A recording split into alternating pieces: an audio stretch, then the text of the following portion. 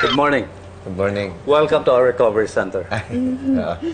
Ito yung sinasabi ko, nirekomenda nung kakilala ni Mimi sa subdivision din. Kayo pala eh. Gandang araw.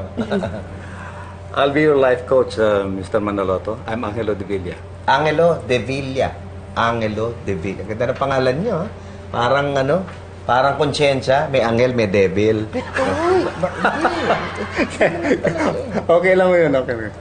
Bata pa ako, niloloko na ako dyan. Ay, But what's important, na-overcome ko yung panunukso nila. At yan din ang gagawin ko sa inyo, Mr. Manaloto. Ang ma-overcome nyo ang galit ninyo. paano nyo gagawin nyo? Ituturo ko sa inyo ang anger management treatment program ko. Anger management? Yep. Iba-iba din yung gaano katagal ang treatment. Depende sa edad, sa sitwasyon, at kung bakit nagagalit ang isang tao. Base sa initial interview ko kay Mr. Manaloto, meron siyang anger problem. Kung papayag kayo, pwede natin umpisa ng session ngayon. Ay, teka po, sigurado kayo? Oo, nandiyan ang mga basic symptoms eh. Tulad po ng ano? Nandiyan na yung madali siya magalit. Aray! Ano ba? Tignan mo dinadaanan mo. Sorry, sir. Sorry po. Madali siyang mainis sa maliliit na bagay.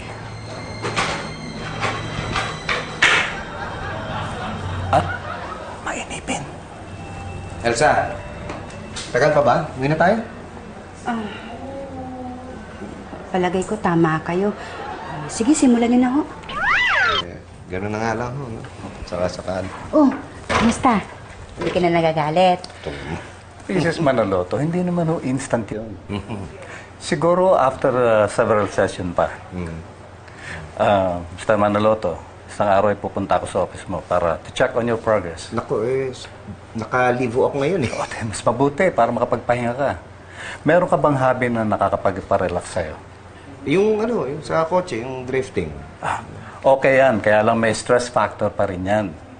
Dapat narirelax sa isip mo at pati ang katawan mo. Meron ka bang pet? Pet? Bakit? Wala. Wala akong pet, pero may nagsabi ko sa akin na okay daw yung aquarium. Oh, perfect yun. Mabuti, simulan mo na agad. Naku mukhang matatagalan pa ho. Gahanap pa ako ng aquarium na malaki para kumasya yung butanding.